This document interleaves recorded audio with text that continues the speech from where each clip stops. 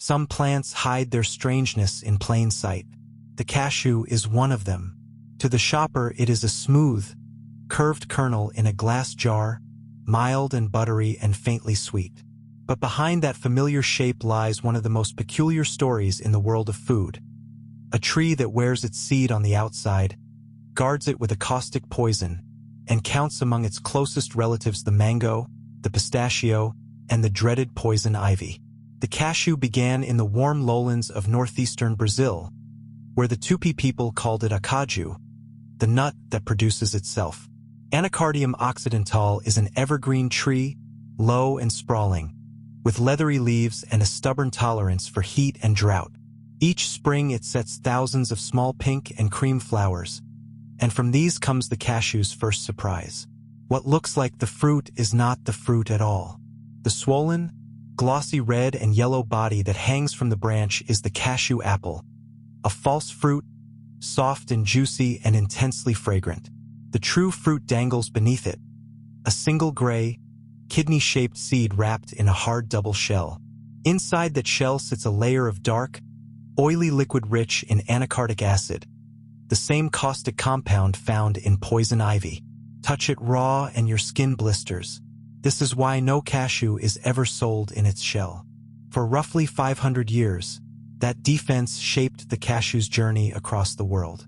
In the 1500s, Portuguese traders carried the seed out of Brazil and planted it along the coasts of Mozambique and India, where they first valued the tree not for its nut but for its ability to bind shifting soils and hold back erosion.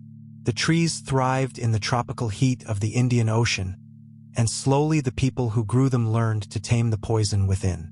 Releasing the kernel is an art of fire and patience. The seeds are dried in the sun, then roasted to burn away the toxic oil, a process that once filled village air with acrid, stinging smoke. Even today, much of the world's crop is shelled by hand, the work falling mostly to women who crack each seed one by one. The caustic residue burns unprotected fingers, and the labor is slow, careful, and poorly paid, a hidden cost inside every bright tin of nuts. The harvest itself is gentler. Cashew trees begin to bear after about 3 years and reach full yield near their 8th. Rather than picking the fruit, workers wait for the apples to ripen and fall, then gather them from the ground, twisting the heavy seed away from the soft flesh above. The apple, too sweet and delicate to survive shipping, rarely leaves the place it grew. In Brazil, it is pressed into juice, in Goa distilled into a fiery spirit called faine, and across the tropics eaten fresh in the shade of the very trees that bore it. From those scattered groves, the cashew has grown into a global commodity. The Ivory Coast and other West African nations now grow more raw seed than anywhere on Earth, much of it shipped halfway around the world to be processed. Vietnam, once a minor player, has become the planet's leading exporter of finished kernels, while India remains both a vast grower and an ancient center of the shelling trade. Each year, the world consumes well over 1 million tons, in snack bowls, curries, vegan creams, and confections.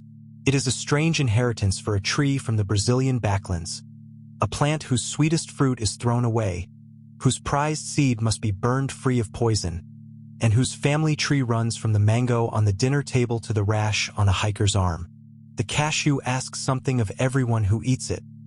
A little danger tamed by fire, a little labor hidden by distance. And in that bargain, repeated 1 billion times a day, an awkward Brazilian tree quietly feeds the world.